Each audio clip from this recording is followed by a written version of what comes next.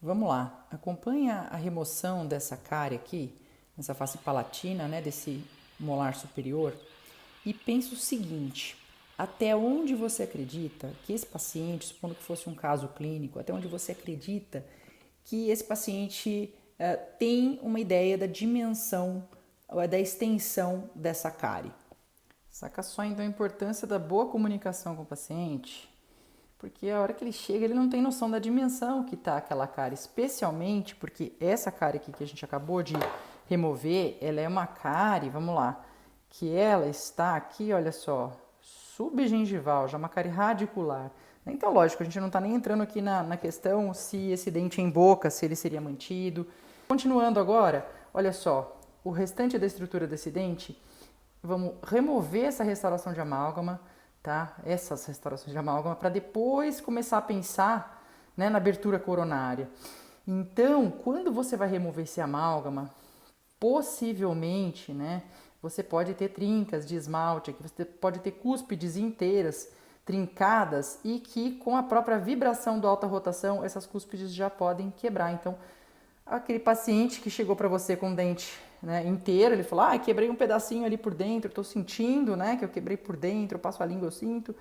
E pode ser que realmente ele saia, né, aqui você fazendo toda a remoção, pressupondo que esse dente será mantido, né, ele pode ter aqui uma perda coronária bastante extensa e que se você não avisa esse paciente antes, ele pode tomar um baita de um susto no momento em que ele vir que sobrou pouquíssima estrutura do dente dele. Então, vamos lá para ver o que vai sobrar de estrutura num caso como esse, ok?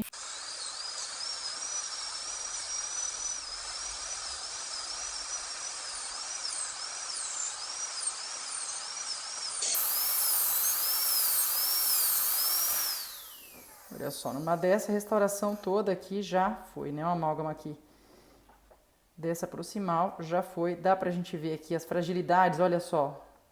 As fragilidades aqui pela essa fenda, ó. A gente já tem até uma movimentação aqui dessa cúspide, ok? Ó. Né, se a gente pegar aqui, ó.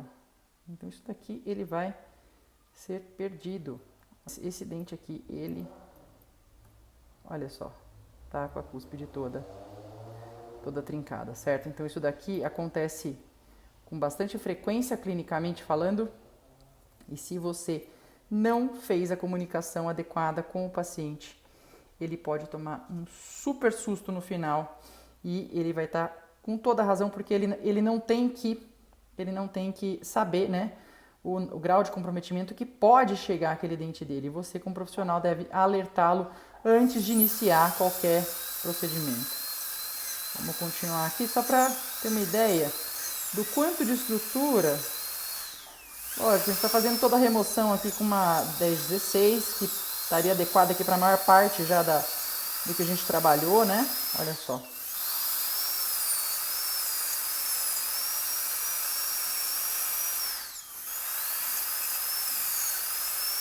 Olha só, outra cúspide, tá? Outra cúspide. Então esse paciente que chegou pensando que ele iria só fazer uma restauraçãozinha ali, né? Porque ele estava passando a língua, sentindo um buraquinho por dentro. Esse paciente aqui vai sair praticamente, né? Sairia, né? Se é um caso clínico aqui, esse paciente sairia praticamente sem remanescente, sem muito remanescente coronário. Certo? Então, a comunicação antes de você iniciar um caso como esse, né? Não vamos nem finalizar aqui a abertura. Olha só, já temos toda a exposição aqui da câmara pulpar, certo? E esse caso aqui, ó, vamos até tirar daqui. Olha só, a perda estrutural, né, de um caso que, eventualmente, se o paciente não foi avisado, ele pode realmente aí ficar bastante complicada essa comunicação. No final, você tentando se explicar o do porquê dessa perda toda e que provavelmente aqui nesse caso iria levar à perda do elemento dentário, tá certo?